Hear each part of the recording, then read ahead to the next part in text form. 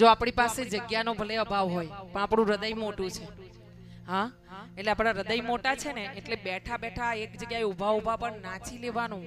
અહીંયા નાચ્યા ને એટલે શરીરની તકલીફો પણ જતી રહેશે અને આ સંસારની તકલીફો પણ જતી રહેશે. અને આ બધું હું કહું છું એટલે નહીં, તમારા મનમાં વિચાર કરવાનો, આવો સારા સારા વિચારો કરવાના કે હું અહીંયા નાચીશ ને એટલે સમાજ સામે મારે નહીં નાચવું પડે, મને કોઈ નચાવી નહીં શકે.